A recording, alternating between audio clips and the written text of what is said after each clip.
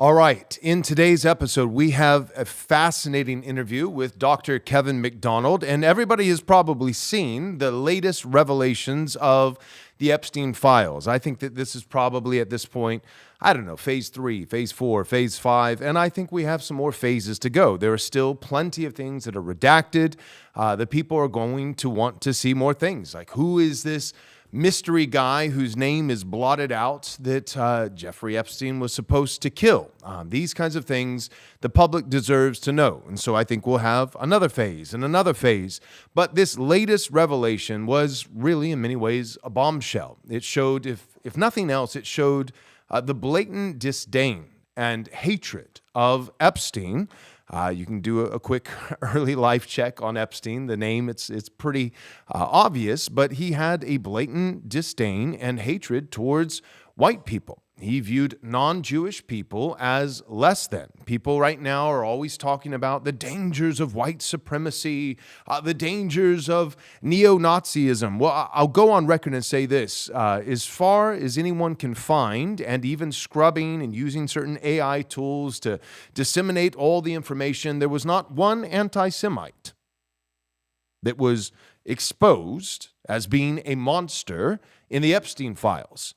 Many neocons, many liberals, many Democrats, many Republicans, not one anti-Semite, right? You can just mark that off the list. Neo-Nazis, as far as we know, not one of them is committing crimes, trafficking underage girls, participating in satanic rituals. That's not on the list. So we can talk about the neo-Nazis. We can talk about playing footsies with the people on the far right. We can talk about the dangers of white supremacy. But I'll go on record and say, being frank, I'm concerned about Jewish supremacy because the Epstein files reek of that. White supremacy, nowhere to be found. Jewish supremacy, that non-Jewish whites are cattle, the Goyim, right? Imagine right now you're 77-year-old Zionist evangelical grandma, and she's on Google, and like, what is the Goy? What is Goyim? A lot of people really are waking up and seeing, wait, you're saying that these groups of individuals are controlling markets and would even artificially manipulate a market crash that affects the Goyim, non-Jewish whites with their slave wage jobs, 9 to 5, while a few elite individuals get rich. And again, just to make it clear, we're not saying every Jew is involved in this. We're not saying that. In the same way that not every white person is a raging liberal and not every white person is, far, far, far right. But what we are saying is that disproportionately, according to these files, it seems as though Epstein and other elite Jewish billionaires, not just in Israel, it's not just Netanyahu, it's not just the Israeli government, but Jews here in America and around the world, not all of them, but elite billionaires, rich Jewish people, had this sentiment of, the non-Jewish whites exist for us, and it's okay to artificially manipulate markets and interest and these kinds of things that affect them in negative ways but makes us rich. That was clear. And so what I want to do in this interview with Dr. Kevin McDonald is get down to the bottom of it. Not just the latest revelations of the Epstein files, but getting to the underpinnings. What is Jewish supremacy? What is this idea of an elite few that have a high in-group preference that would manipulate things in such a way that it affects negatively other nations, other peoples? What's going on here? What is Jewish supremacy? What is world Jewry? Is there any merit to these terms? And I think in light of the latest revelations over the weekend with the Epstein files, there are more people right now who are willing to ask these questions likely than ever before. And so if you're wanting to understand these things, Jewish supremacy, right? World Jewry, what's going on? How does it affect me? What should I do in light of it? How can I understand these concepts historically? and see the patterns underneath, then this is a fascinating interview that will help you tremendously. So stay tuned, and we'll get right into it. At the foot of Mount Sinai, a nation met its God in thunder and fire. From that covenant flowed the faith of Abraham, Moses, and the prophets, fulfilled, not replaced, in Christ. But somewhere between the martyrs and the modern West, the truth was blurred. Politicians and pastors began speaking of a Judeo-Christian civilization, a phrase born not of Sinai, but in Washington, tracing its roots not to Moses, but to the Pharisees. The hyphenated heresy challenges the myth of the hyphen, tracing how it reshaped Christian identity, redefined the church's witness, and bound modern faith to political Zionism. Pick up your copy today on Amazon.com. Radical Christian nationalist pastor, Joel Webbon. Joel Webbon? I'm going to talk about Joel Webbon today. Joel Webbon has been excellent.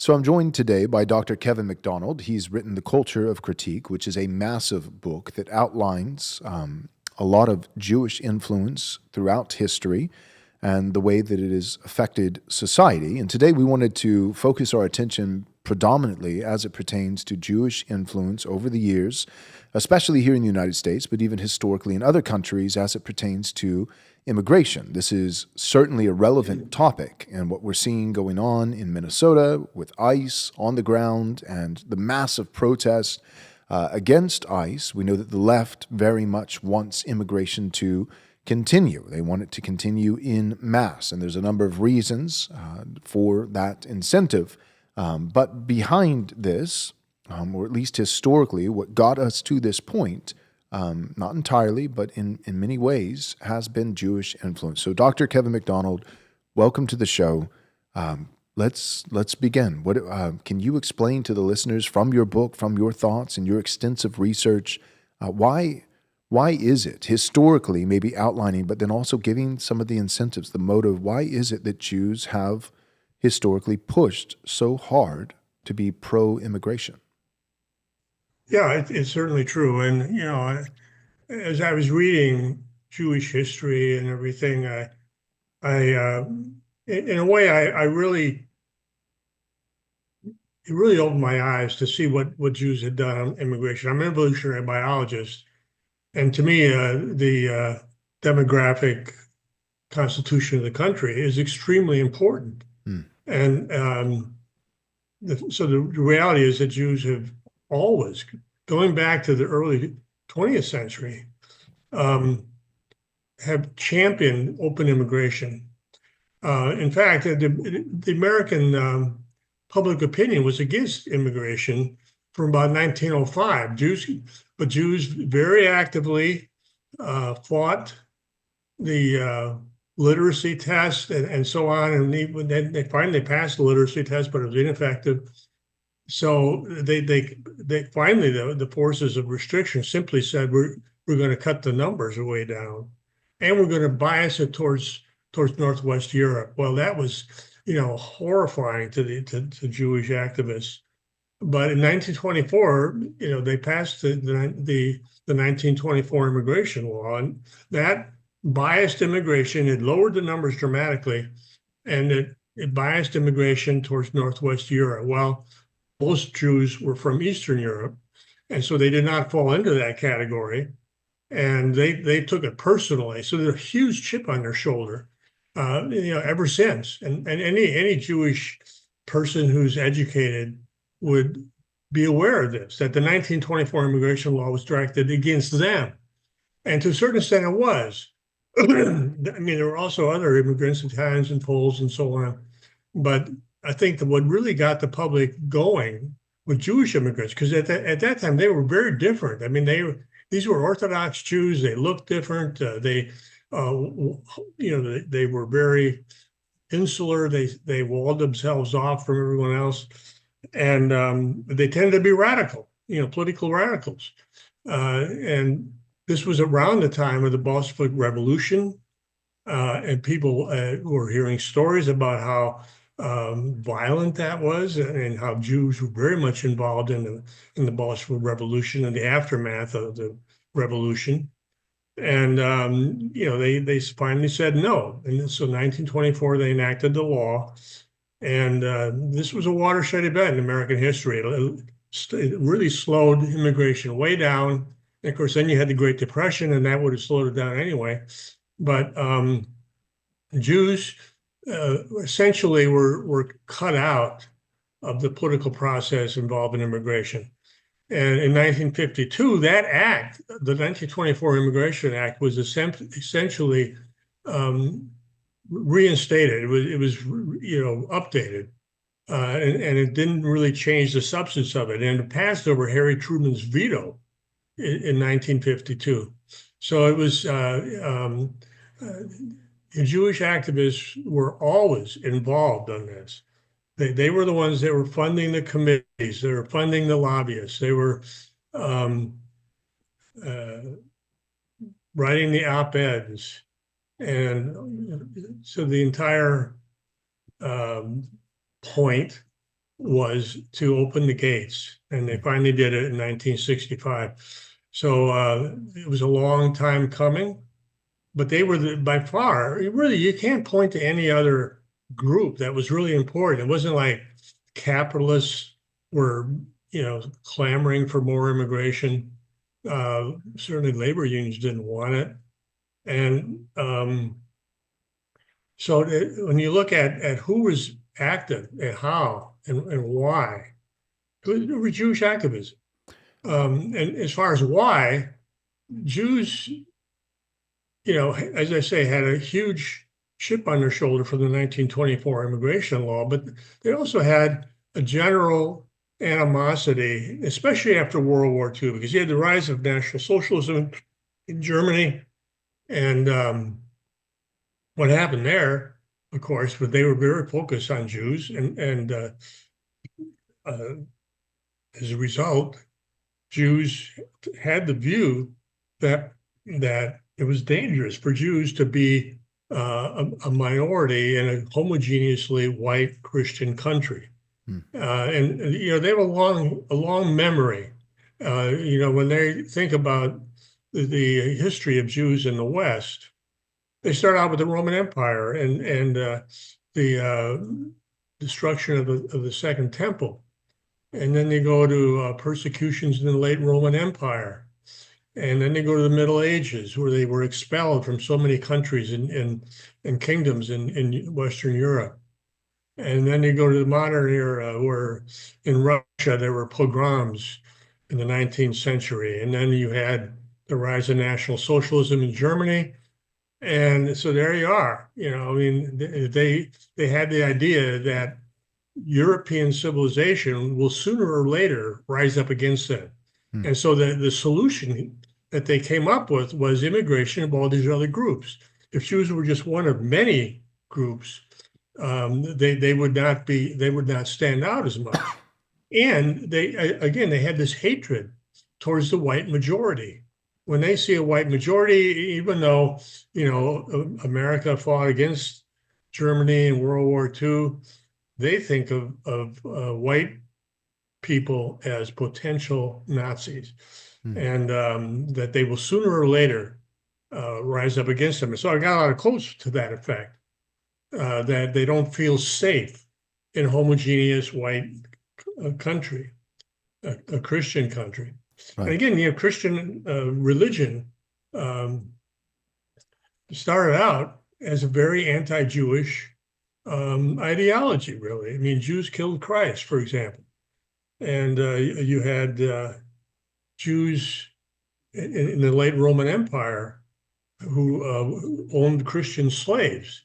And this really angered non-Jews, and Constantine with the church. I have a chapter on that in my second book on Jews, The Separationist Discontents on Anti-Semitism. Huge anti-Semitism in the late Roman Empire.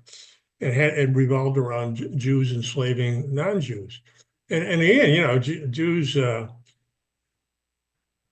act as if they would never be involved in slavery, but the fact is they have been deeply involved in slavery from in biblical times. You can see you see slavery, and Jews were involved, and then slave trading and so on. Real quick, Anyway, Dr. McDonald, could you take just a moment? You said, in some of these European countries, you were explaining, Jews and their involvement in slavery, and even possessing, Christians as slaves, and this angering, whether it be Constantine or some of these, I think of the Catholic monarchs, in European countries that developed, and you used the word, developed, anti-Semitism, and anti-Semitic sentiment.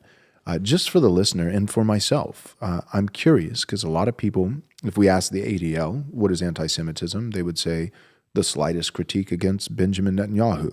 So if you could define your terms, how would you define, historically speaking, anti-Semitism? And then a further follow-up question, after defining anti-Semitism, the historic anti-Semitism of these Western Christian European countries in their disposition towards the Jews, would you say that anti-Semitism that they modeled, the Christian European white countries modeled, would you say that that anti-Semitism is inherently immoral? Or would you say that some of them did bad things with the anti-Semitism and some of them did just things, justifiable things, but that it's not inherently immoral? I'm just curious your point of view. Yeah, well, anti-Semitism is dislike, hatred towards Jews because of they are Jewish, and I have to, really refine that, because you don't want to say, when you talk about Jews, say Jews as radicals, very common, early in the 20th century, really going up. And Jews are still on the left in America, but you can't ever say that all Jews, so you have to talk about particular Jews, particular Jewish organizations. You have to look where the power of the Jewish community is at any particular time.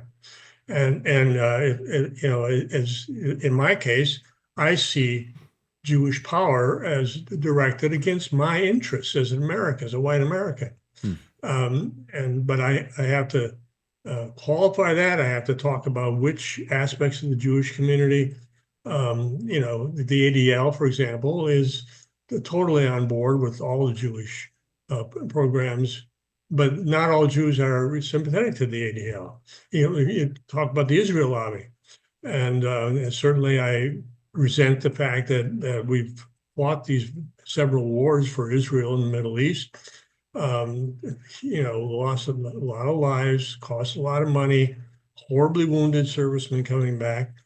And the Israel lobby has promoted these wars. And so Israel lobby is very powerful in Washington, D.C. And you see, I have a chapter on the neoconservatives as championing these wars.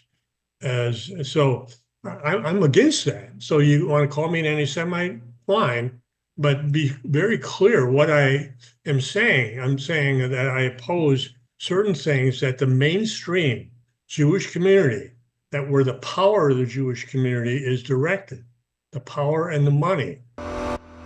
Warning, this product contains nicotine. Nicotine is an addictive chemical. Society, real society, has always stood on three magnificent pillars: caffeine to kick things off, alcohol to smooth the edges, and nicotine, which is the true gentleman's secret weapon.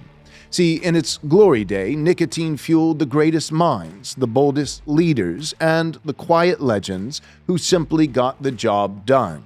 But somewhere along the way, we lost the plot. Effeminacy began to creep in. Men traded their duty for comfort, and now big tobacco sells us nothing but compromise. Knick-knack raises the old banner again. This is nicotine elevated, honest and intentional, manufactured here in the United States by a family-owned company that refuses to compromise. See, Knick Knack is a fully dissolvable nicotine lozenge made with just 6 premium ingredients. They're all clearly listed on the back, so you know exactly what's in it.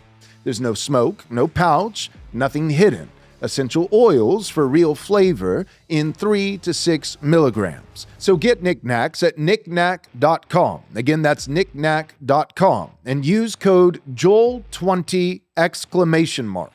JOEL20 exclamation mark to get 20% off. Or use the store locator to find Knick Knacks near you. Raise the standard. Reject the slop. Join the pursuit of the good, the true, and the beautiful. Knick Knack. Crush your vice. See, when a nation rejects God, Scripture is plain in telling us what we should expect to follow: confusion, disorder, judgment. And one of the first things in a society to be corrupted is our money. The markets actually exposed this back in 2025. The S&P 500 was up about 16%. Meanwhile, gold rose more than 65%. And silver, believe it or not, actually surged well over 144%.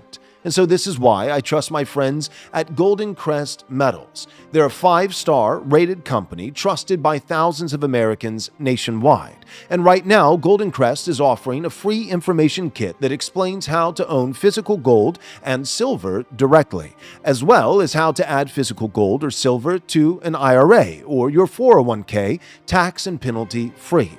And for a limited time, qualified purchases may also include up to $25,000 in free silver, plus free shipping or secure storage. So, if you would like to understand better your options and act with prudence and wisdom while you still have the chance, then go to goldencrestmetals.com. Again, that's goldencrestmetals.com. Or you can call 888-891-3916 to get a free information kit and speak with someone directly today. I mean, there are Jews who are opposed to what Israel's doing. There's Jewish Voice for Peace.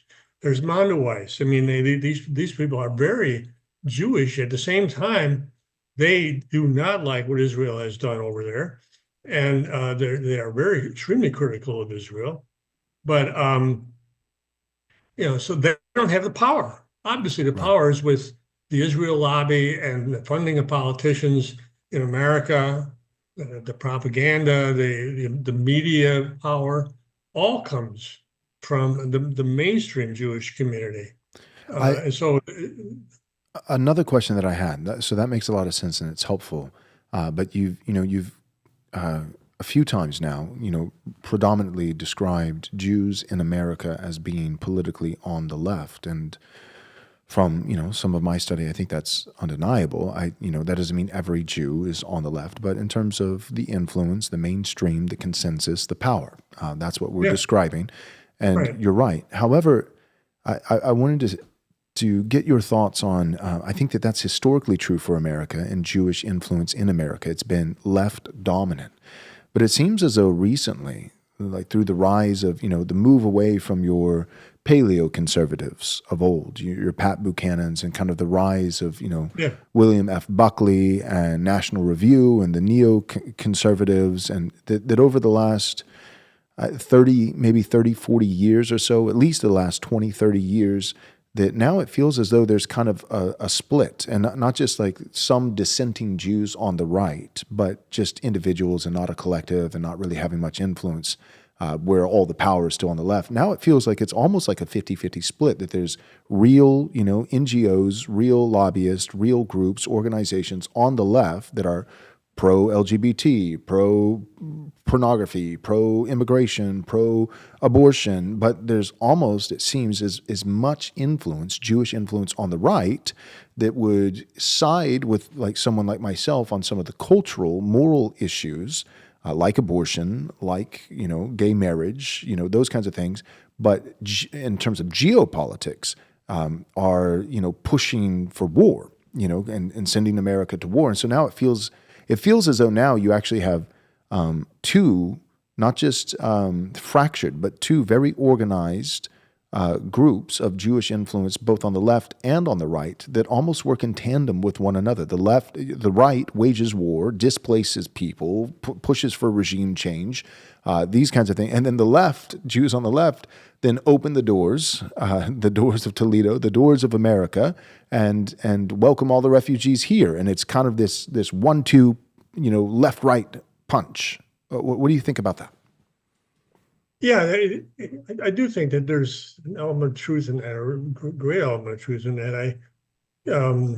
Historically, well, if you look at voting patterns, I mean, Jews still voted 70% Democrat in the last election, presidential election. That's important. And so, in general, the mainstream Jewish community is still on the left, but there's a lot of anti-Semitism on the left now because of Israel. And I do think that a lot of Jews are bailing out.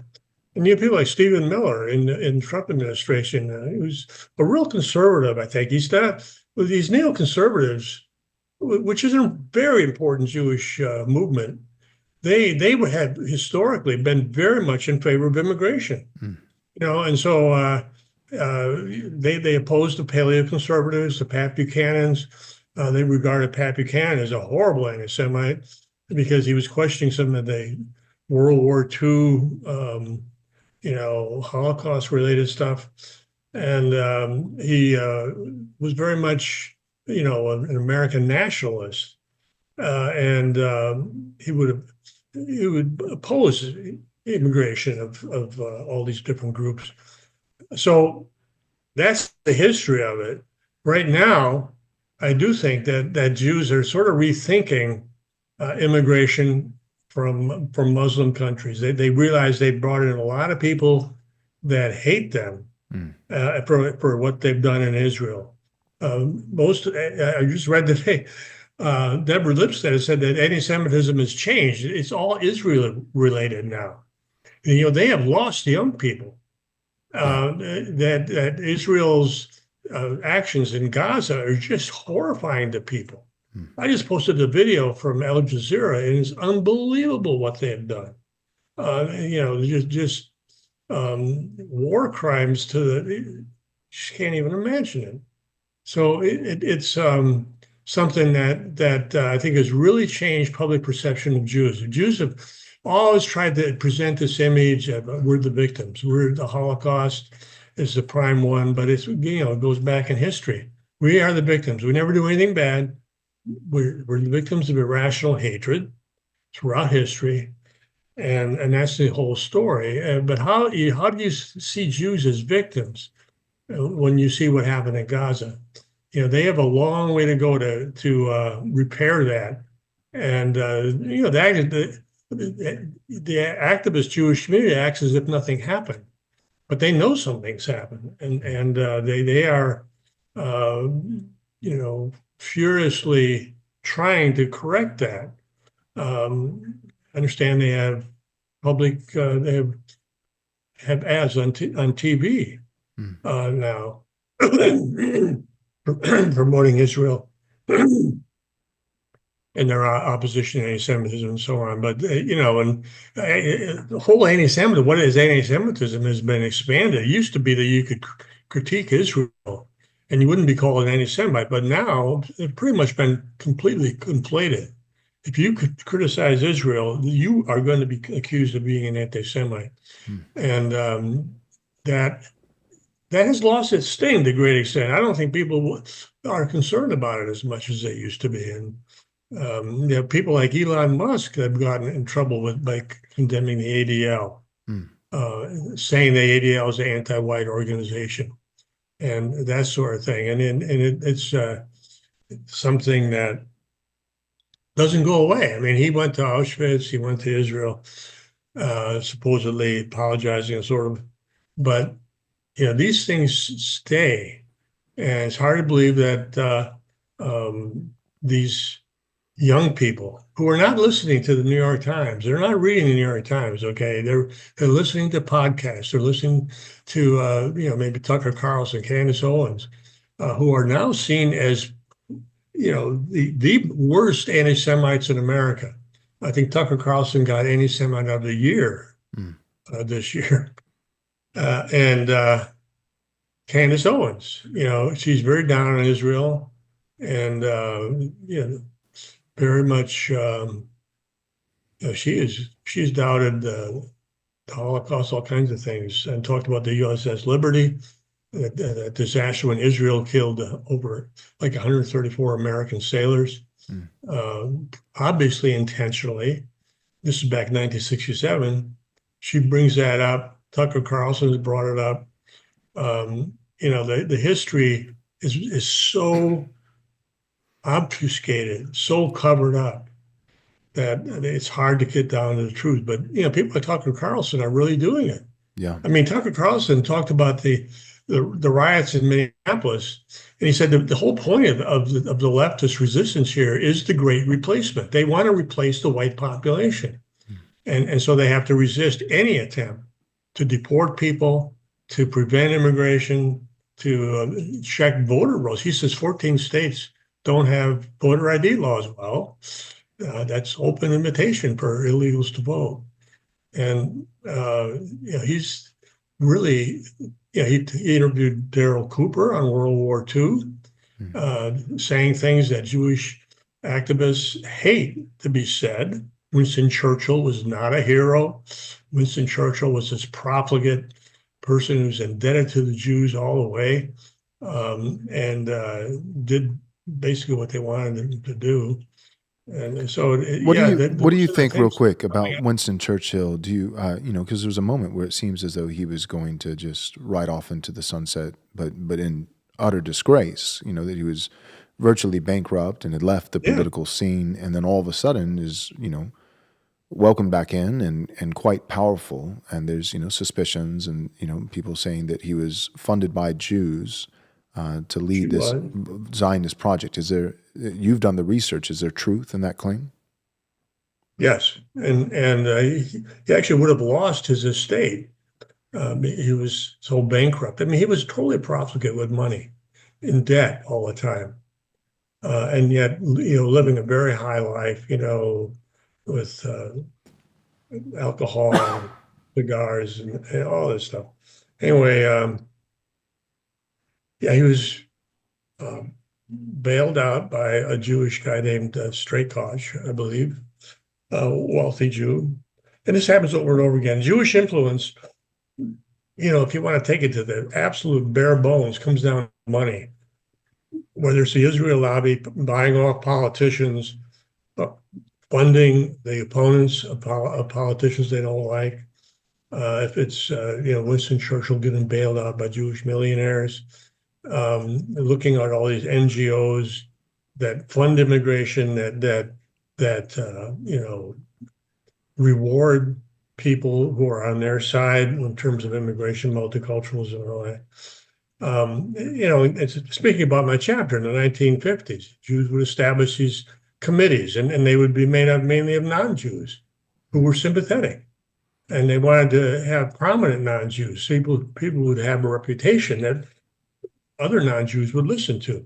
And so they had JFK, future president, to put his name on a book called, a pro-immigration book, which was actually written by the ADL. The ADL paid ghostwriter. They paid a named Feldman, and then they paid a historian, and they got JFK to put his name on this book, and Hubert Humphrey, same way. These are very prominent politicians. People listen to them. By 1965, when they passed that horrible law that basically transformed the country to beyond, can't even recognize it anymore. By the time that happened, it was like a political consensus. It was a done deal. And there was no way to oppose it at that point. And Johnson was in office, the whole Great Society program, liberalism, and civil rights, all those things were coming in. And Jewish activists were deeply involved in the civil rights movement, and very much in favor of those laws. But what we're mainly concerned about is immigration. Here in the United States of America, we believe that we're blessed in this nation with an abundance of resources and that it's our God-given duty to exercise wise stewardship over them for the flourishing of our people, but also the security of our homeland. See, some of our viewers, you might remember when we first featured a sponsor called Saga Metals. And since that spotlight, shares for Saga have surged by over 130%. Now, the results are in, and they're the strongest to date. On January 2nd, Saga released drill results from their flagship Radar Titanium project. The market reacted immediately, sending the stock flying up over 17% in a single day. Saga Metals is publicly traded here in the U.S. under the ticker SAGMF, and if you're in Canada, it trades under the ticker SAGA, SAGA. Strategic government focus, multiple high-potential projects, and a team pushing forward relentlessly through the winter, Saga Metals is now moving full steam ahead. If you want to learn more about this critical mineral story, then you can check out the link in our description below. A special thanks to Saga Metals for making today's video possible. Skipping forward to today, ICE, Minnesota, the things that are going on there. What is the Jewish influence that you see today that's causing these things? Well, I think now Jews, to some extent, it's on autopilot. You still have, these NGOs, people like George Soros paradigmatically funding, and a lot of these protests that you see on the left are funded, and they are very organized and all that. But the Jewish, you've got 60,000 or something like that Somalis in Minneapolis, and they're going to be in favor of immigration. The people they brought in, by and large, vote for the left. Right. And so that in a sense, it's on autopilot, and they are sort of in the background a little bit. I mean, Jacob Frey, the mayor of Minneapolis, is Jewish, and he's very strongly Jewish. We had an article on that, an Occidental Observer. And so, yeah, they're still involved, and they're still very much in favor of all those things. The ADL still, pushing it. The NGOs that are funded typically by Jews are very much involved in it. But it's you bring in 40 million people, a lot of them Latinos and so on, and they're going to basically go for the pro-immigration kind of line. Not always, but and I think Trump made some inroads in that. But essentially, the plan has been, again, Jews after World War II especially, were very afraid of a homogeneous white society, which it was at that time. Even though you had 10% blacks or something, they had no political power. It was a white country completely, and this was not something that they wanted. And so they pushed it and pushed it. And of course, you have all these high ideals that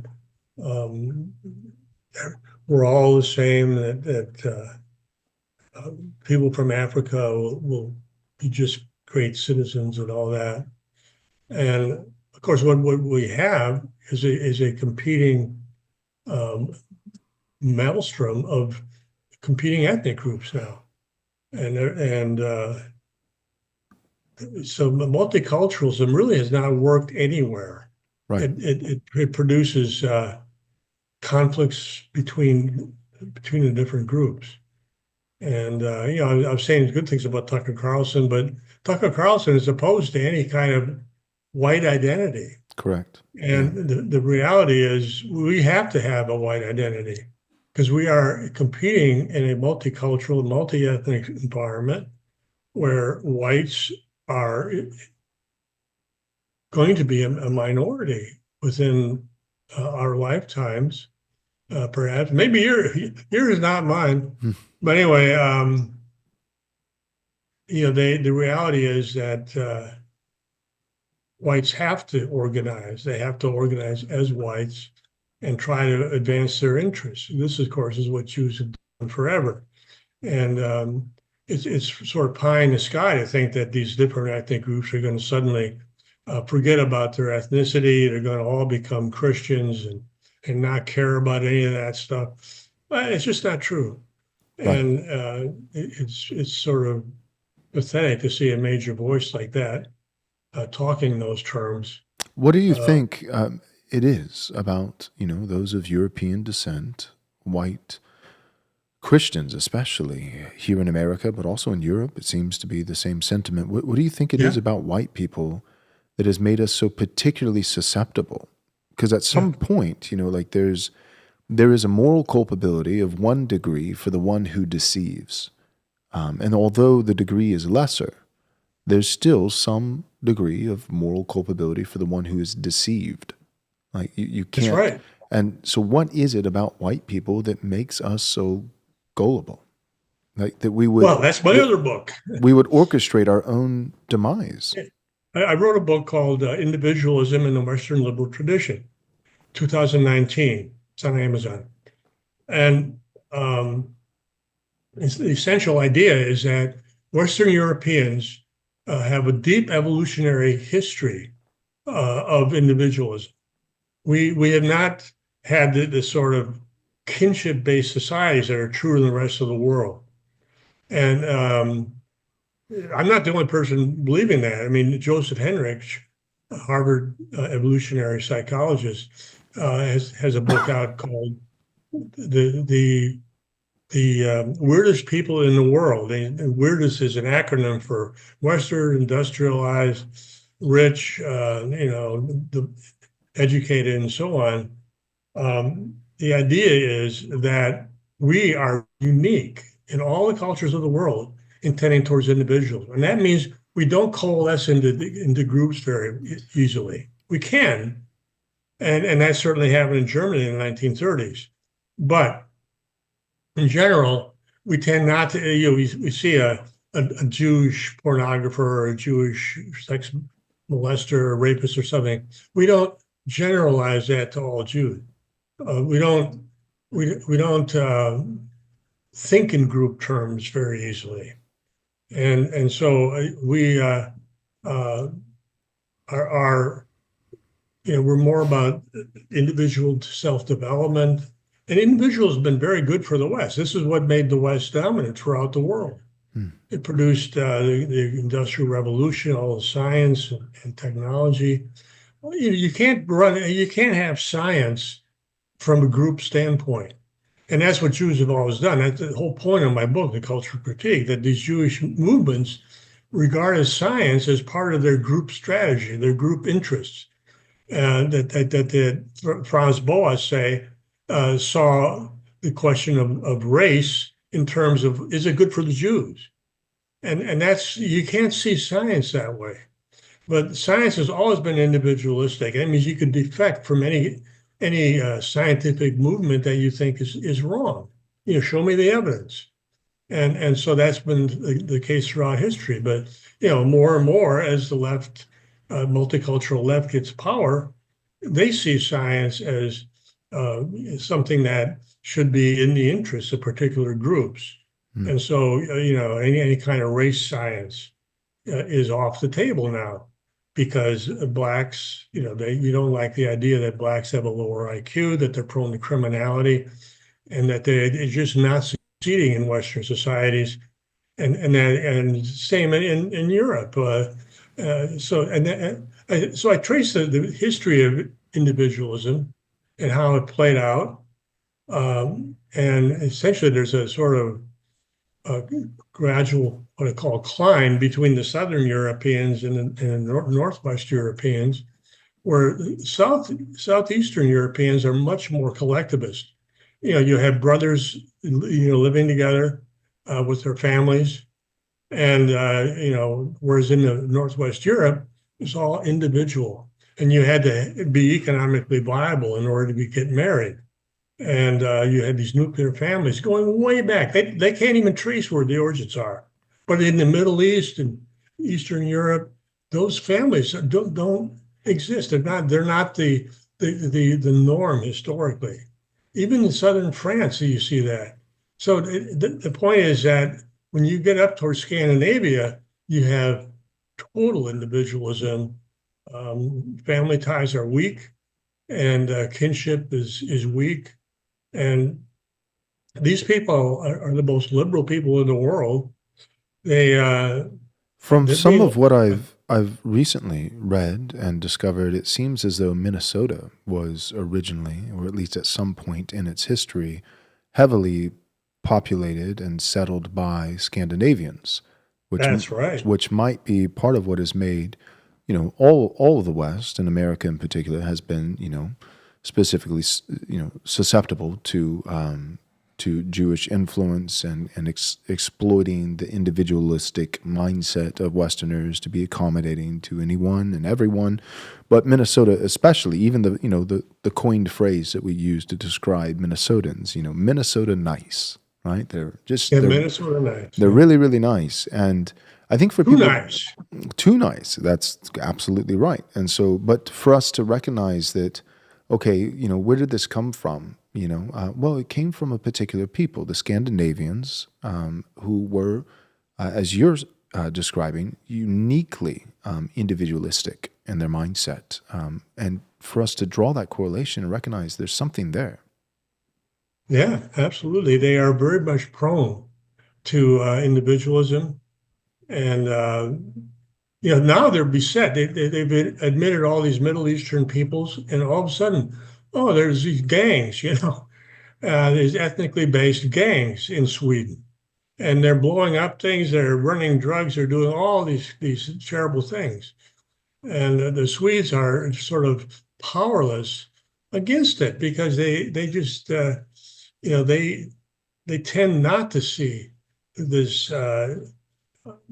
It's very hard to get them on page with a mass movement of what be anti-immigration, be remigration, and all that. You can get a few Swedes on board, but they tend to be very much in favor of immigration and everything. And the thing about Western societies that is really telling is, when you don't have kinship to bind the community together, if you go to the Middle Eastern societies, kinship is the name of the game. And that includes Jewish societies traditionally. Very much based on kinship. And you look at these Orthodox Jewish groups, and it's still that way. But in the Middle East, that was the norm. And where you were in the kinship group was what mattered. Well, in Western Europe, that was not the case. Individualism. Every person had his own farm. You had communities sort of living together with neighbors and friends, not kin. And so kin was de-emphasized throughout European history. But kinship is a powerful force for cohesion in a community. So without that, what the Western Europeans have done is make what I call moral communities. That is, communities where you have some kind of moral strictures that if you violate them, you are out of the community. And you go back to the sagas, the Iceland, the sagas of the Norse, and very much the case. And of course, in evolutionary terms, if you were not part of the community, you were dead. You were basically had no place to go. So these communities were based not on kinship, but on adhering to moral norms. Well, who creates the moral norms now in our society? Mass media and academics. And so the moral norms we have now are, in a word, anti-white. And they're pro-immigration, anti-racist, all these kinds of things that are manufactured by elites in the media that are able to create culture. So, in my view, evolution has shifted to the cultural realm completely. Well, not even say completely, but that's the main thing that's going on. And so, if you cannot control your culture, you are going to lose in the evolutionary game. And that's really what's happened here. We lost control of our culture. And so what has dominated our culture has been these ideas that whites have a historically uniquely evil history of slavery and colonialism and that sort of thing, which is false. I mean, slavery was the norm throughout history. Jewish slave traders were a big part of European history. And certainly in the New World, and especially in South America, Jewish slave traders were huge. But nobody ever blames them. It's manufactured against white people. White people were the only people to abolish slavery, and they did it for moral reasons. I have a chapter on that in my book on individualism, because it's fascinating to see what was going on in the 19th century, in the late 18th century, where especially Christian, it was seen in Christian terms that these people are children of God and they shouldn't be enslaved, and they would emphasize the cruelty of slavery and all that. And it was, there was still a big economic interest that wanted slavery, but there was huge upsurge of popular condemnation of it, led by the Quakers in England and led by the Puritans in America. The Puritans were the anti-slavery faction. And they were the ones that, really promoted, the abolitionist side in the Civil War. And so I have a lot on the Puritans for that reason. You see these moral communities that get established. And to get outside that moral community is to sort of isolate yourself from the community, and you put yourself in grave danger, really. If you're a pro-slavery person in an abolitionist society, you're going to have problems in the reverse as well. So these moral communities are the sort of key to understanding the West. And the problem is, as I said, the problem now is that the people who create the culture, who create these moral communities, are anti-white. They have big positions in the media, big positions in the culture in general, and the academic culture. Academic culture is very important, and so I have a new section in the revised edition of Cultural Critique on the rise of Jews in the academic world. Very important, because in the 1960s especially, Jews became part of the establishment in the academic world, in Ivy League universities. And, universities are top-down institutions. The Ivy League institutions give PhDs, and their students go to University of California, University of Wisconsin, Michigan. And then their students go to the lower level of the universities, and finally down to K-12 education. So it's very much a top-down situation. And all these changes, all the cultural changes that I talk about is the result of the rise of a Jewish elite in America. They were not in charge in the 1920s. That's why they lost the immigration battle. But by the 1960s, they had a big position in culture. And that was reflected in Jewish professors in the universities, who tend to be on the left compared to the old academic establishment, and often radical. And then we had, student protests in the 1960s that I lived through, unfortunately. But that's the history of it. And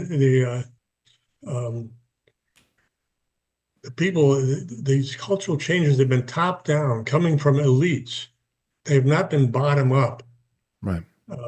People at the bottom have not been able to influence culture much at all, and they're still not able to. And I think that's why, I have a little section that I put in at the end. I do have some hope that, again, I think money is the key. But you have people like Elon Musk, who, may be a trillionaire soon. I mean, they're going to have an IPO for SpaceX this year, and it's going to be huge. And he's already got the richest guy in the world, and he's not on page with this immigration multiculturalism stuff. And, they haven't, when you have that much money, you can change things.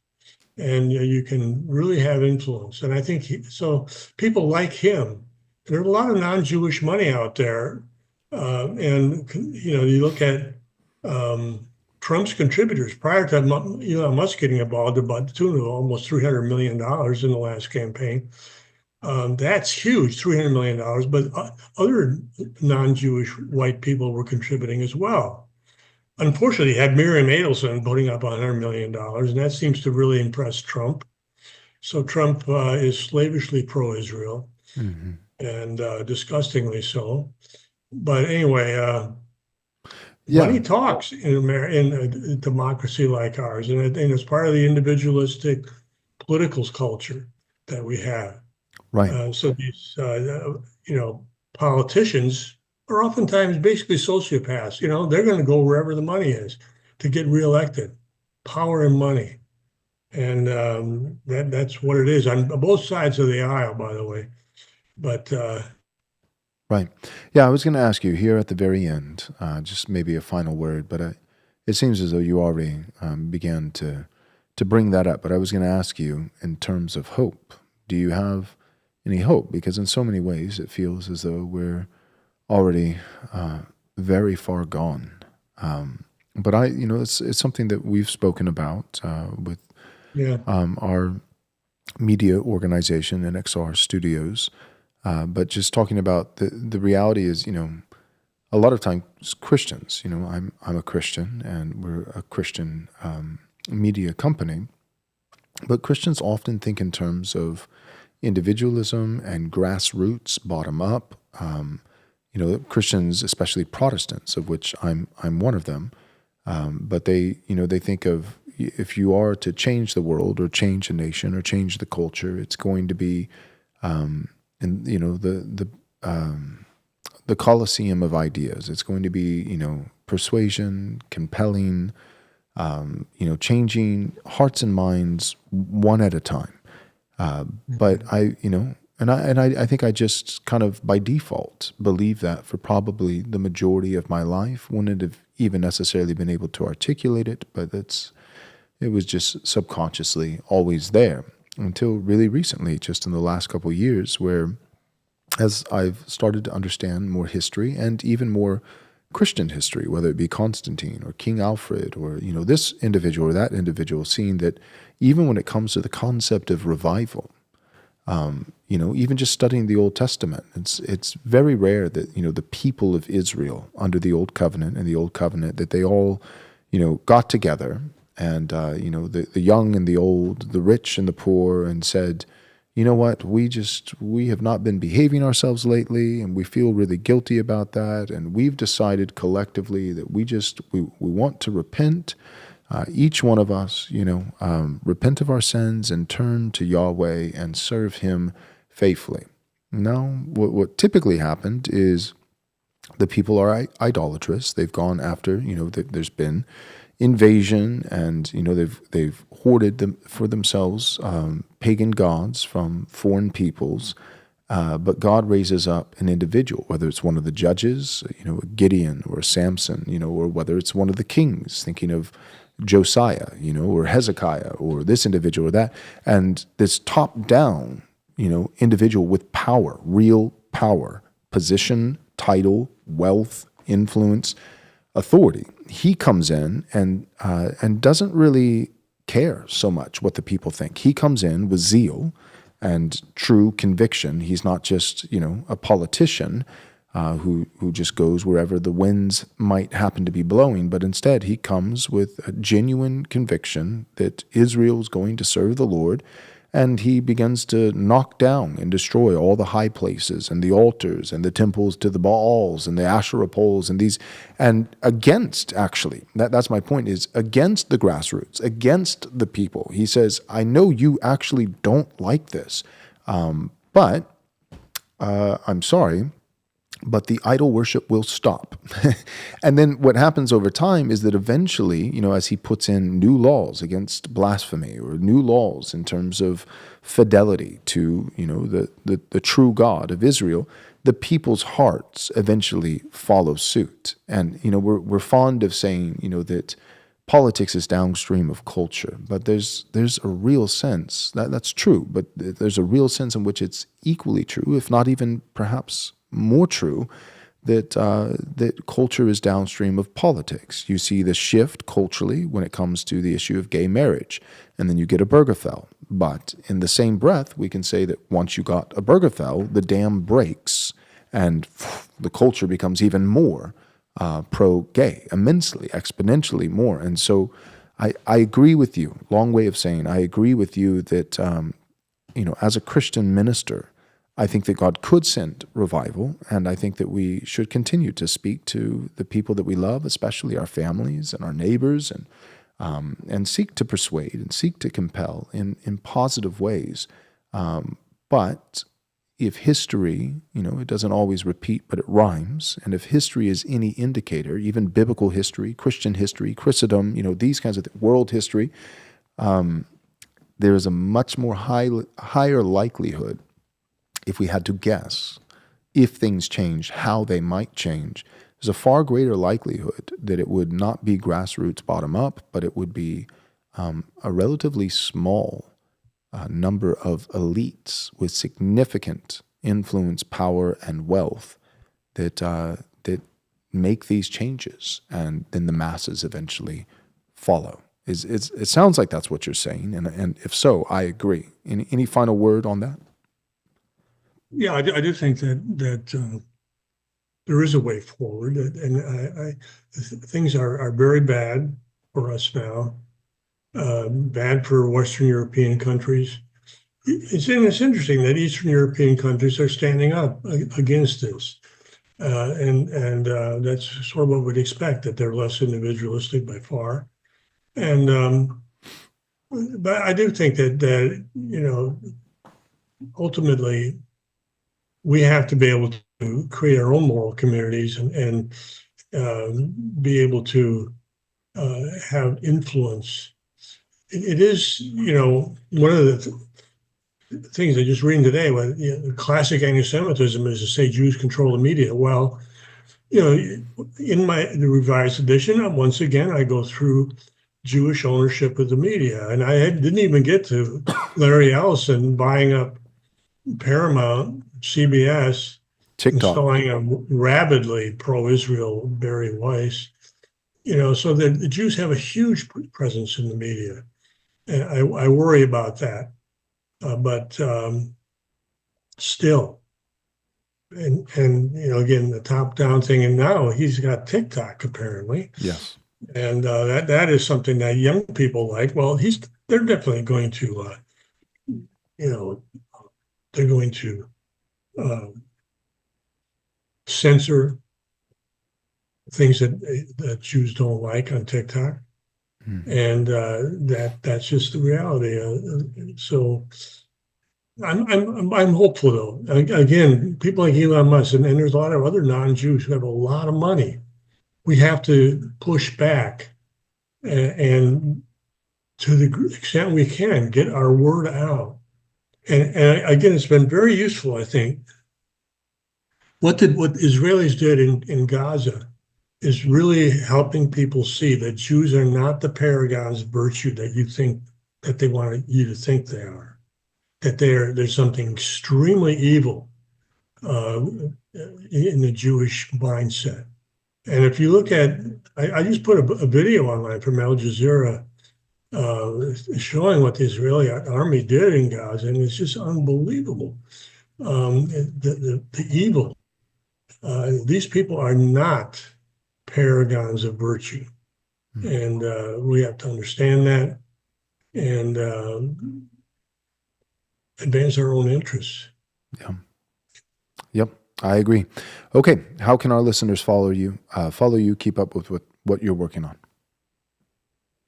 What am I working on now? Yeah, how can our listeners keep up with what you're working on? I edit the Accidental Observer. Okay. I try to get something out new every day. New articles by writers who write for me. And then I also edit the Accidental Quarterly, which is some of the longer articles from Accidental Observer. And the more academic footnotes and all that.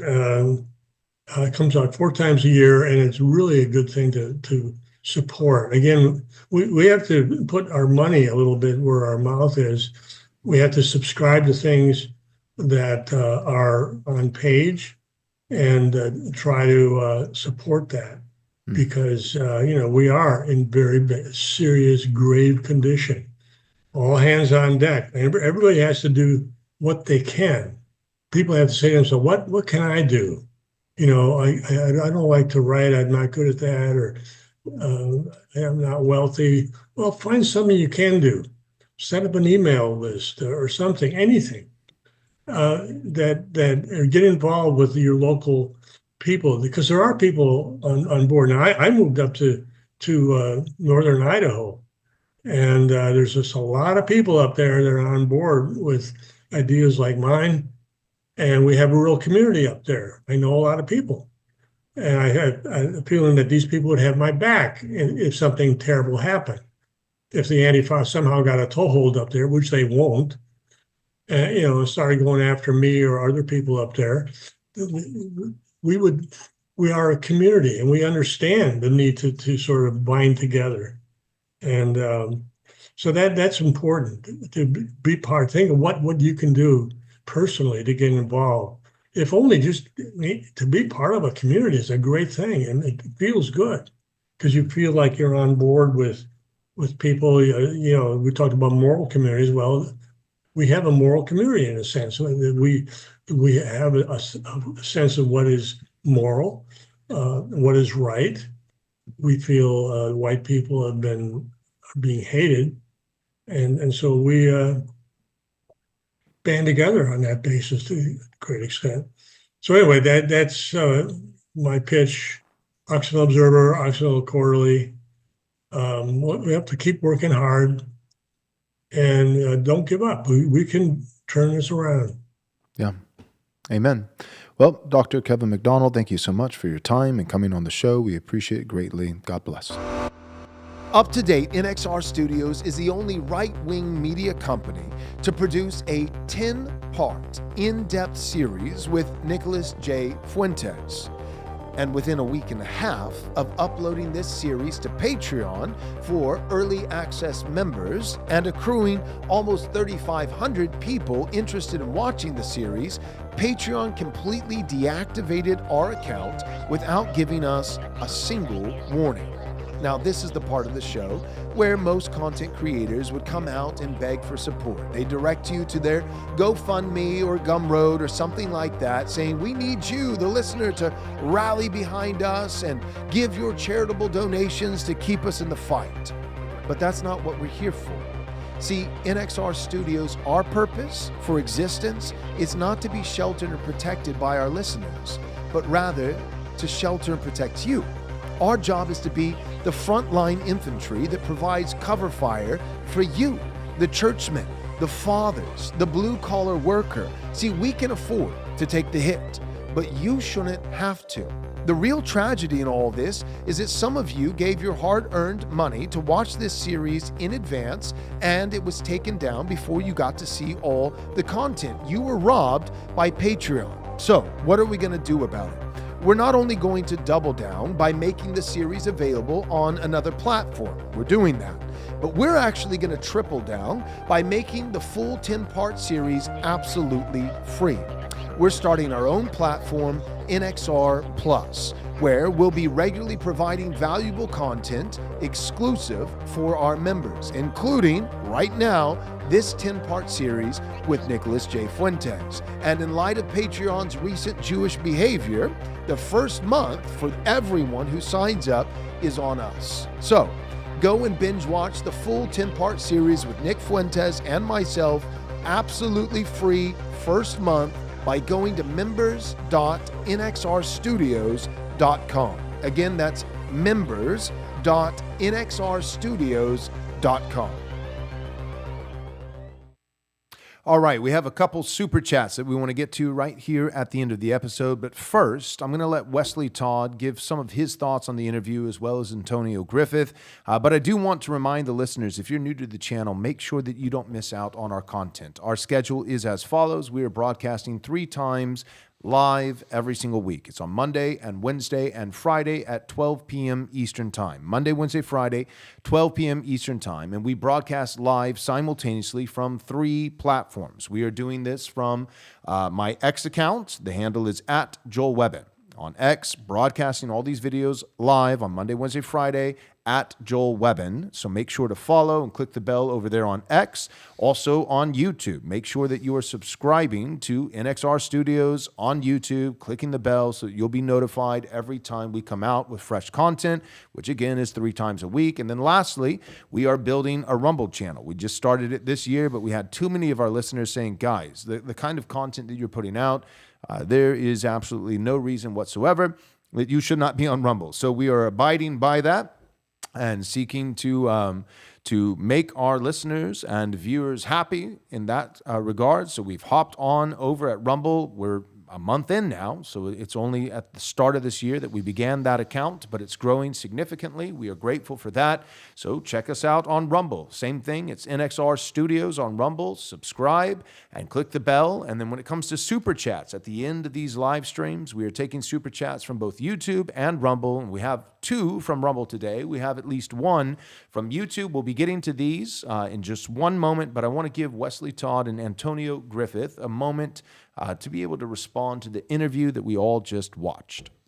When you start looking into reading, researching, listening to the question of Jewish power in America, it's very easy at the beginning. You can think of the full first gulp of the glass that you go a little bit overboard and you begin to see Jews involved in everything. And you can come to the conclusion, maybe you read the Protocols of the Elders of Zion, well, Jews run the world. They have the secret cabal and it's like the Illuminati and they're all powerful and in control of everything. Now, most people don't stick with that ultimately as being the explanation.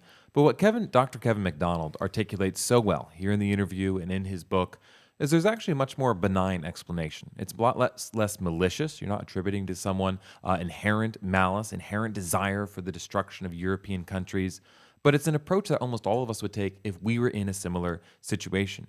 Jews have been persecuted since the start of Christendom. Some of it they brought on themselves.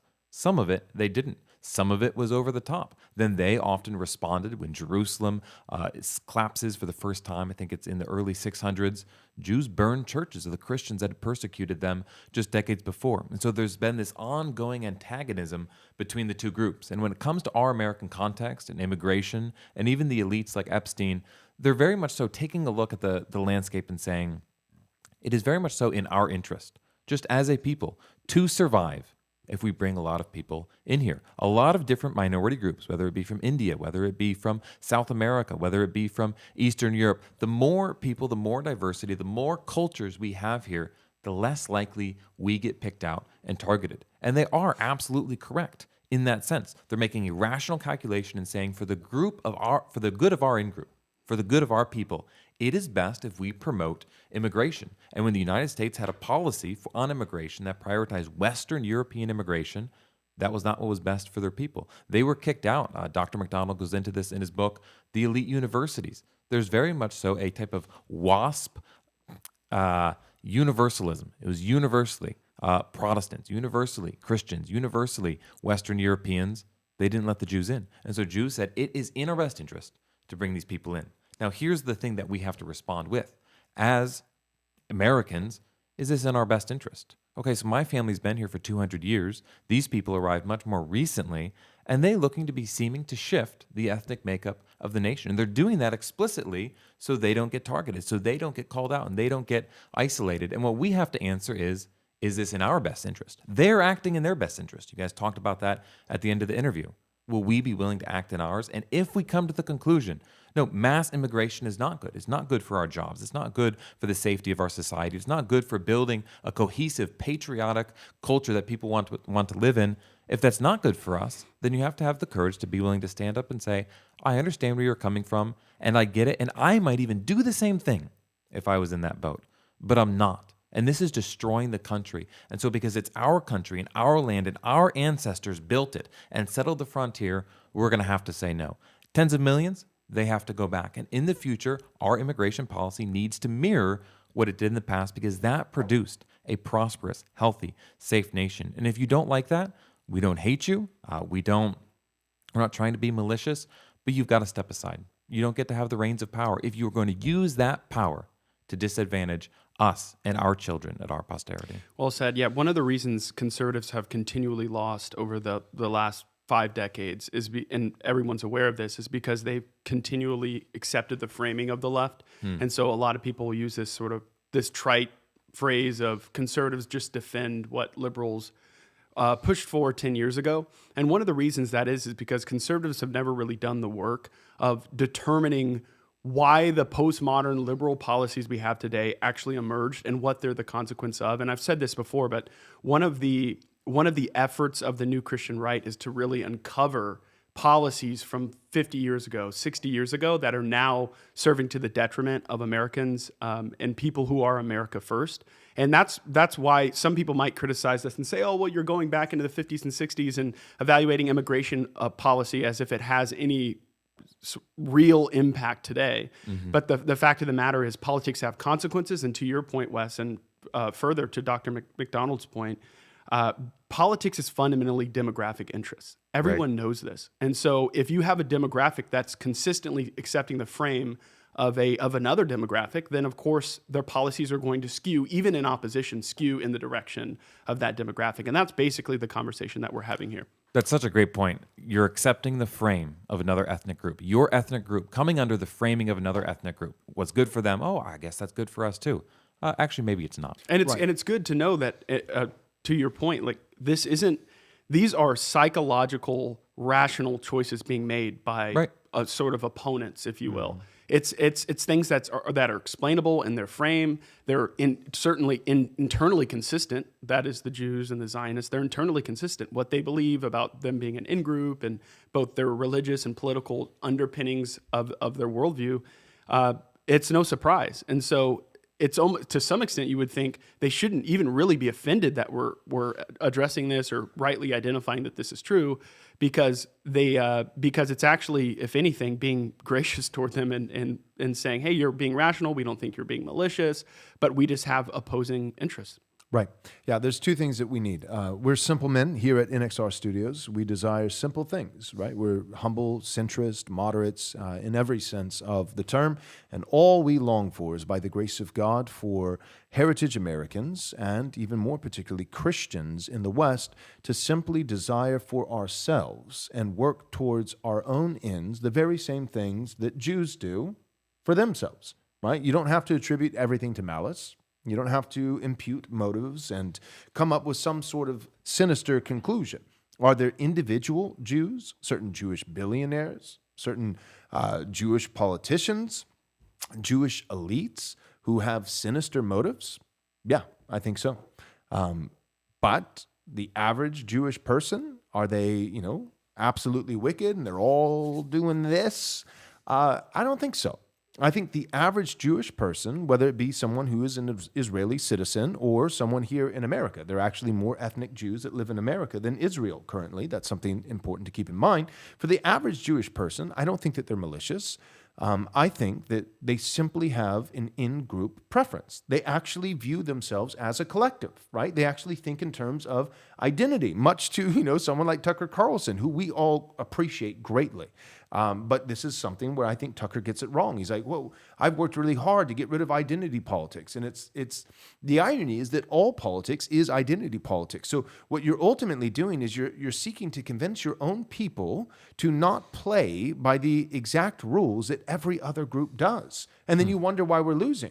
Well, imagine if you were playing basketball and you said, when it comes to the rules of the game, we have determined for our team, because we want to be above and beyond in our sportsmanship, in our degree of skill, all these kinds of things, we've determined we will not shoot the basketball except by using our feet. Every time we're going to make a shot, we're going to quickly get back on our backs on the court, put the ball between our 2 feet, and use our legs to try to shoot it through the hoop. Now, here's the problem. None of the referees, none of the actual people in charge of the league have made that determination, made that an official rule for everyone else. So all the other teams are still shooting the ball with their hands like a sensical person. It's only your team that's decided, hey, we're going to intentionally and deliberately disadvantage our own team in the name of some kind of greater virtue or more. All politics is identity politics. All of the world, every religion, whether it be Muslims or whether it be Judaism or whether it be Hinduism or Buddhism, every other religion views themselves collectively as an identity, as a group. Every other ethnicity or race views themselves collectively as a group. It is primarily comes down to two things. Let's just name it. Let's just be honest. It's white people and it's Christians. It's white people and it's Christians. These are the only two groups, speaking racially, biologically, and speaking religiously, spiritually, that refuse to see themselves as a collective, and even furthermore, with greater stupidity, have somehow convinced themselves that no one else does either. And then we wonder why we lose all the time. So we are simple men. I said we desire two things. Number one, first and foremost, we desire simply for our people, both in the national, political, and even racial, ethnic sense, for heritage Americans to view themselves as in their own in-group, that they would prefer and love their own, the ordo amores, natural affections. Then in the spiritual, religious category, that especially our Christian brothers and sisters would view themselves as a group and band together, work together, voting towards their interest. We desire this. Then the second thing is, this is a little bit further, but it's perfectly logical and reasonable, and Wesley already said this, Antonio already said this, but once we can accomplish step one, and step one should be easy, but sadly, the last few decades have proved it's a monumental task for heritage Americans and Christians to actually care about their own people. So it's probably going to take some time, but once we can finally accomplish that, Lord willing, the second one would be this. Anyone in our vicinity, in our nation, in our body politic that is not necessarily malicious, but who is striving for certain things that are in contradiction towards our people and our interest and our good, that we would put certain restrictions on that. So we'd say, hey, there's actually a bunch of Jews in America, and many of them are sweet people. But there are some that are in high positions of power and disproportionately represented and have clear biases towards the nation of Israel, a foreign country, and not our own. And they're really good at it because they're generally very intelligent and socially mobile. They're high performance. Those are the facts. Exactly. Yeah, they are intelligent people. They are. And so because of that, because Haitians, let's just be honest, even if it was disproportionate representatives in political office here in America from Haitians, it probably would not be as successful. Jews are richer. Jews are smarter. These are facts. We know this. It's like, well, that's white supremacy. No, well, technically that would have been Jewish supremacy, and I'm not a Jew. So the point is, sorry, I just kind of choked myself up over that. Sometimes my jokes are just so good, if no one else laughs, I got to laugh at them myself. But the point is this. First, can we see ourselves as a collective? Can we love our own? Both in the natural category, heritage Americans, nationally, politically, ethnically, these things, and then in the spiritual category as well. And I'm not saying necessarily that order. I think the spiritual is even more important, but Christian, that matters. Then once we can do that, so first, prefer your own. Second, in humane, legal, benevolent ways, limit the opposition. Put them on trains? No, I'm not saying that. But what I am saying is if there are Jews in America and they're disproportionately represented, start politically in your government, right? So if 2% of America is ethnically Jewish, but 4%, for instance, and it's higher, but 4% of your political apparatus is Jewish representatives, then maybe don't do that. Maybe say, you know what? Maybe we shouldn't do that. And I have very clear solutions for this, so that it's not biased, it's not malicious, it's not arbitrary or capricious. I think that we should have a standard of men. It should be men, not women. It should be Christians It should also be heritage Americans that have, on both sides of their family, been in America for at least 3 generations, no criminal record, and net positive tax-paying citizens. So these are guys who are not on the welfare system. These are guys who are not criminals. These are guys who are guys. They're men and not women. They're also Christian. They've made a profession of faith. They've signed off and affirmed something like the Apostles' Creed or the Nicene Creed, and they also are heritage Americans. They've been here for at least 3 generations. And if I added anything else, I would like them to be married. So they have a stake in the past, 3 generations, stake in the future. They're married, which ordinarily, doesn't always, but ordinarily means future posterity. Okay, stake in the past of the country and a stake in the future. Let's draw that as a boundary for who gets to hold office in America. So you're not just picking on the Jews, right? You're equal offenders. You're picking on the Muslims, and you're picking on this, and you're picking on that. You're saying, no, we're an American country, and we're a Christian country. And so these are the guidelines. These are the rules for who gets to play in our body politic. This is perfectly reasonable. So number 1, view yourself as a group, favor your own, love your people. That doesn't necessitate hatred towards others. You don't have to hate others. You just need to start loving your own. That's number 1. Then number 2, limit others if it's disproportional, for sure. And if it's in that disproportional representation, there's clear, biased contradictions that are at odds with what is good and what benefits your people. Find a way to limit that humanely, righteously, biblically, but you got to do these things. These are really, really basic things. And this is where people, racist, anti-Semite. No, this is how the founders thought. This is how every Christian has thought until very, very recently. We have to be able to have these conversations. We're going to continue to say it till we're blue in the face or until, everybody just shuts us down. And even then, I might just get a bullhorn and stand on the street corner and keep saying it. All right. That would prove Jews don't run the media. If we got kicked off for saying Jews run the media and they kicked us off for it, it'd be like, wait, I feel like that just proved the point everyone was saying. It was pretty funny with, Nick Fuentes, went to the club with all these right-wing influencers. And for the record, we don't support that. They shouldn't be in a club. Nick, in his defense, he looked very uncomfortable. He had like a fish out of water. The other guys, though, a little bit more degenerate, and so don't support that. But the irony was that, they played the Heil Hitler song by Kanye. And then after playing that in the club, they got kicked out of like every nightclub in the entire city of Miami. And it was just funny because the Jewish mayor of Miami denounces them by name. Why are you kicking out? It's like, we're kicking out Nick Fuentes, and these guys are anti-Semitic. They said that Jews rule the world. And it's like, but the Jewish owner of the nightclub just kicked out for playing this song, Nick Fuentes, from every nightclub in the entire city. So we are furious that you say Jews are in charge of everything, and also we're kicking you out of everything because we actually are in charge of everything. It was pretty ironic. Okay, Antonio, let's do it. Super chats. Let's start with the Rumble super chat from Yavin. He sent $20 and says, regarding the inconsistency between the fascist ethno-nationalism of Zionism and the multiculturalism, religious pluralism of the left Jews, do they share a monolithic Jewish consciousness? Yes. I would say the yes. only thing that I think all 3 of us would want to push back on here is just take the word fascist out of it.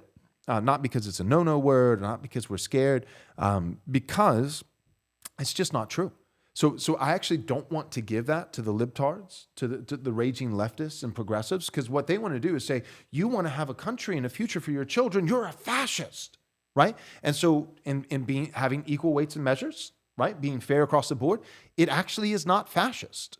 If the Jews in Israel are saying, we want predominantly an ethno state here in Israel, right? That's not fascist, right? Is Japan fascist? No. Is Uganda fascist? No. Is Russia fascist? Maybe. Maybe. I don't think so. But anyways, so take the fascist part out of it, not because it's a no-no word, but because it's just technically imprecise. It's just not true. Yep. So instead, let's read the question like this. Regarding the inconsistency between the ethno-nationalist of Zionism, and I'm thinking primarily Jews in Israel, Israeli citizens, their government, and for their nation. And then the multiculturalism, religious pluralism of Jews on the left, and in that regard, I'm thinking of mainly Jews in America. Yep. I believe it's about 70-80% of Jews in America are left. And voting patterns, I believe, is a hard 80% Democrat vote every single election. And so there's Jews on the right who are in Israel, and they think, for Israel, let's have an ethno-state. Let's let it be Jewish and prefer our people. And then Jews outside of Israel in America are, let's embrace multiculturalism. For Israel, no, here. And so what I would say is, just two sides of the they're same predicated on the same fundamental assumption, which is we are our in-group, and when we're in a place where we can be the ruling class, if you will. If we're in a place that's ours, Yep. let's keep it us. Yep. And if we're in a place that's not, Where we're a minority, let's make that acceptable to be a minority So in group. if we're in a place where we're outnumbered, then let's push for as few preferences towards the native population as possible, knowing that it will not only exclusively benefit them. It would benefit Muslims. It would benefit this. But in America, let's just be honest, Jews in America are not particularly worried about being slaughtered by Muslims because there's defenses, and America is not going to allow We're that to happen. 1%, 2% Muslim. Exactly. So in Israel, it's like, no, let's keep this Jewish. In America, it's let's not keep this Western, Christian, white. So that's actually not contradicting. It's not very at odds rational, at all. right? Very, Right. like, as we said, very rational, psychological, even in the way that it just varies situationally. Yes. Sounds like you got $7,000, Antonio. What happened? And my point is, I don't even think it's two different. It's not two different ideologies, and I don't think it's related to two different groups. There's one group of Jews in Israel that thinks this way, and one group of Jews in America that thinks this way. I think you could literally, quite literally, it'd be, nobody could force this to happen, but it would be fascinating, and I'd put my money on it. I think you could literally swap them out. You could swap out the right-wing ethno-nationalist supporting Jews in Israel with the left-wing Jews in America, swap them out, and I think they would actually do the same thing. These guys over here who are like ethno-state, in this context over here, on the other side of the pond, here in America, would be multiculturalism. And these guys over here who are multiculturalism and voting Democrat every election, if they're over here and they're a majority all of a sudden in Israel, they'd be like, no, keep it Jewish. Yeah. Here's an interesting, we don't have to open this up too much, but it is interesting politically. You mentioned that 70% of Jews in America vote on the left. 80%. That the left is predominantly multicultural, but also becoming increasingly anti-Israel. Yeah, and the right is that's true. becoming increasingly, if you will, nationalistic. Right. And so the Jews are sort of, Jews in America, that is, they're kind of in the middle ground. kinda What party do we want to pick? Right. Do we want to pick the party that's multicultural and allows us to be our own in-group? Or do we want to pick the party that might be a little bit more Zionist and friendly toward Israel, Right. but they're actually in their own nation less comfortable with us being there? Yeah, And and I this- think ultimately what it'll come down to, they'll pick the side. They'll pick, whether it's the left or the right. I think they'll ultimately, the Jews in America will pick the side that is most likely to put on the books anti-Semitism laws to arrest the three of us, which sadly means they'll probably end up being on the right. Because I'll be honest, the left, terrible. They're supporting the mass, immigration invasion of our country, the Somalians and the Indian and this and that. But let's just be honest, on the right, although morally, when it comes to abortion, when it comes to homosexuality, all these issues, I am right-wing, 100%. And I make, I'm not going to muddy the waters there. But it is probably going to be the right, if I had to guess, right? Is it going to be AOC or is it going to be Peter Thiel, who gives us anti-Semitism laws? I think we know the answer to that. Yeah. And that's something that we just need to be aware of. And that shared consciousness, remember, that comes from a group of people being shaped by hundreds and hundreds of years of the same experience. We went over this in our genetics episode we did a while ago, but Ashkenazi Jews have the highest rates of schizophrenia, which is marked by hallmarks such as paranoia. These examples of how these people come to be shaped by continuously being kicked out, people continuously being suspicious of them, constantly being the out group. And so they've been shaped to have, whether it be paranoia, schizophrenia, to have these hallmarks that they're very much so looking out for themselves. And that's what happens when a people, over time, they are shaped by all of the things that happen to them. So we understand where this comes from. We get it. The Catholic monarchs, I mean, they were constantly kicking them out because they had this group in Christendom that sticks out like a sore thumb. They didn't share a land with Hindus. They didn't share a land with Muslims. There was one group of people, and sometimes they got blamed when they didn't even do it. Right. Sometimes they did. Sometimes they didn't. Right. But that shaped them as a people to be what they're like now, which is when we're in a scenario where the minority, immigration as much as possible. Let us not be the only stalk standing up that can be cut down. But when it's finally our own, this was Zionism, we have our home. Lock that thing down. Right. Well said. All right, next one. Antonio. Yeah, let's stay on the Rumble side. Caesar's Back sent $10 and says, referring to you, Joel, agree on your take on Babel, Pentecost. Could Babel be a natural foreshadowing of what's spiritually done at Pentecost? One nation, one holy people, one language, communion with God. Babel, New Jerusalem. Yeah, I appreciate that. No, and the reason why I think no is what was happening at Babel. So we have to be careful with types and shadows. Types and antitypes when it comes to the Bible, symbology and these kinds of things. So the ram that's caught in the thicket with its horns when Abraham is about to sacrifice his son Isaac in obedience to the Lord, and then the angel stills Abraham's hand in the last moment and provides the sacrifice of the ram that's caught in the thicket. That ram is a type that points towards Jesus, who ultimately takes away the sins of the world, the final, pure and spotless Lamb of God. And so there are types and shadows in the Bible. There's plenty of covenant signs. But in the case of Babel, no, because I think what the writer is getting at in this case, Caesar's Back, is saying not the judgment that happened at Babel, where God comes down and confuses their languages, but I think he's talking about the project of Babel before the judgment intervened. I think he's talking about the project of Babel, everyone staying together. And remember, there are two main sins that I've outlined with what happened at Babel. One is a brazen arrogance, right? Let's build a tower that stretches to the heavens, not to commune with God, but to be like God and to rival God. Let's build a tower that stretches to the heavens so that we can be closer to God, so that we can speak to God. No, it says so that we might make a name for ourselves, that we might be as God. So there's the arrogance factor. The second is so that also we will not be scattered over the face of the earth, that we won't be separated. But that's the very thing in the cultural mandate that God gave to mankind to do. Be fruitful and multiply, so have lots of people, and go and fill the earth and subdue it, right? So make lots of people, and then spread all these people out so that the whole earth is filled with image bearers of the living God, worshiping the triune God in spirit and in truth, so that the whole earth is filled with the knowledge of the glory of God as the waters cover the sea. That's the big idea. That's the biblical thread from beginning to end. And what's happening at Babel, not the judgment of God, but the project of Babel itself was a sinful, wicked project of rebellion, both in arrogance to the glory of God, but also rebellion, disobedience to the command of God, to be fruitful and multiply and to spread out and fill the earth. And so, no, I don't believe that should be used as a type, because if we're not careful, then we can just say everything in the Bible is a type and shadow. The Bible has lots of types and shadows, but everything is not a type and shadow. Then we can point to anyone's rebellion. We can say, well, Lamech, he's the first guy to have a polygamous marriage, and he takes 2 wives, and that's, actually just a type that Jesus one day would have a bride, the church, and it would be made up of 2 women, the Gentiles and the Jews, that they would come into one, and that's just not how we read the Bible. So I think that the listener who put this in, I want to commend you. I know what you're doing here, and the conclusion you come to is a right conclusion. But it's important, as we're doing the work of hermeneutics and reading and studying the Scripture, that we not only land on the right conclusion, the right answer, but that we get there the right way. So think of like your math homework when you were in 3rd or 4th grade, and it's not just enough to write down the right answer.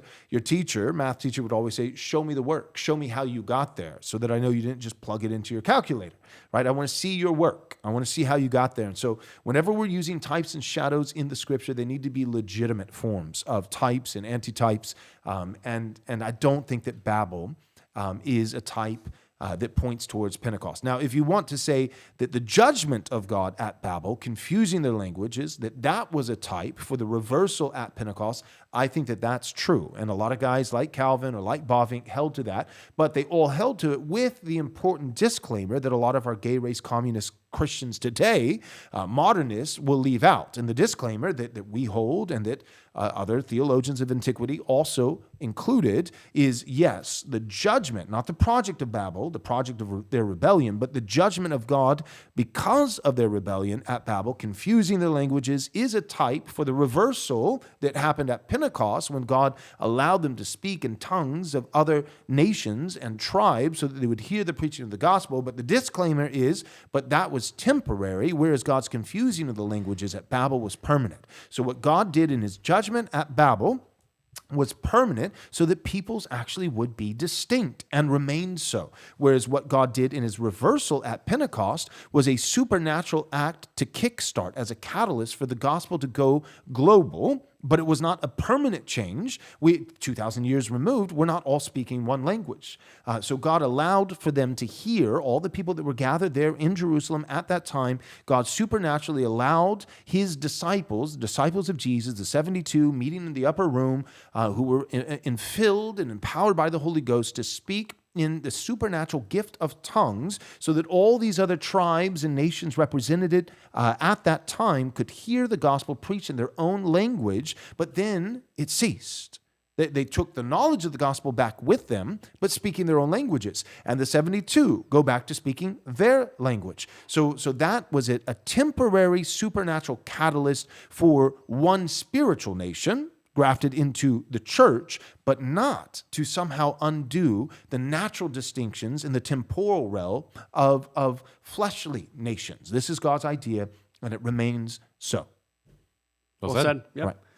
Two more super chats we'll hit here on the YouTube side. P.O. Andrew sent $5 and says the U.S. had laws and state constitutions against interracial marriage in most states until 1967 and only completely made it legal in 2022 with the Respect for Marriage Act, RFMA.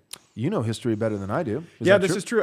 It's no surprise. The left has accomplished so many of its big wins or achievements politically through judicial activism. And so whether it's through the civil rights era or whether it's related to same-sex unions, it's always predominantly through the courts. And then later, once they've changed the popular consensus on the issue, they'll come and pass a law that statutorily protects those things. And so in December 2022, the Respect for Marriage Act basically reversed the Defense of Marriage Act from 1996 and made it officially, if you will, legal, although it would have been unconstitutional, according to the Supreme Court, to put laws against interracial marriage in any of the 50 states.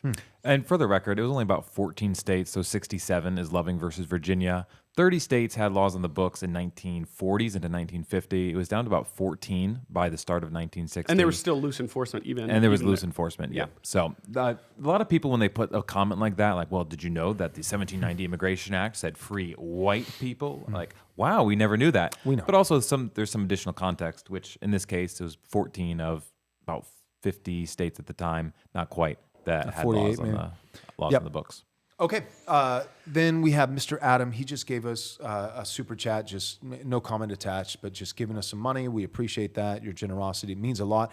Thank you so much to the listeners. Thank you so much to those guys who are super chatting in and helping us to fund this media company. That's what we want to do. We want to exist to get information out that a lot of people are not willing to talk about. And then some of the guys who are willing to talk about these things, they talk about them, but let's just be honest. They're nationalist heavy, but Christian light. They just are. And so we're trying to say, no. We are unapologetic Christians, and we know our Bibles, and we know theology, and that's we're not hiding our Christianity. That's right there, front and center. But we're also not Christians who, let's be honest, a lot of the guys who are Christian heavy, they're just post-war consensus respecters. You know, they're Christian heavy, but really they're globalists. They don't believe the flesh, that the temporal realm, the earthly realm, is of any value or any account. And so we're trying to say, no, nations matter. Race is real. Jewish influence and, world Jewry, Jewish supremacy, these things are real. We need to be aware of these things. Race is real. Jewish supremacy is real. The earthly realm matters. Nationalism matters. Patriarchy is real. Women need to go home respectfully, but go home. All these things are real. But also, Christ is king. And not just as a slur, but legitimately, Christ is king. And if this nation becomes an ethno-nation, but not Christian, then we failed. We've utterly failed. And it will collapse, and God won't bless it. And so that's what we exist for. We are the new Christian right. Subscribe and support us on YouTube, Rumble, and X. Make sure to listen. If you prefer podcast form, then listen on Apple and Spotify. And please, if you will, take just a moment, leave us a 5-star review. Last thing is sign up and support us monthly if you're able to at NXR. It's members.nxrstudios.com. Members.nxrstudios.com. We're calling it NXR Plus, and we've got 2 pieces of content that we'll be dropping for our members sometime this week that we're excited about. But the big announcement is that within about 3 weeks, we're going to be dropping a whole new series. Like the Nick Fuentes series, you can still go. It's up right now. You can watch all 10 episodes ad-free of the Nick series by going to members.nxrstudios.com and subscribing. And right now, we're giving a free month on us. So your first month is free. You can listen to all 10 parts of the Nick series, but within 3 weeks, we're going to have another special long-form series, and it's going to drop for those guys, our NXR Plus members. It's going to drop for them first. It's going to slow drip out once per week, like we've done with the Nick series, to the public on YouTube and X and all those things. But for our NXR Plus members, you're going to be able to get this new series, and you're going to be able to get it ad-free, early access before anybody else sees it. And that's going to be dropping soon in a matter of weeks. So go make sure that you subscribe at members.nxrstudios.com. God bless you guys, and we will see you with the next episode. I believe it's going to be episode 6 now in the 10-part series with myself and Nick Fuentes, and that'll happen on Wednesday at 12 p.m. Eastern Time. God bless.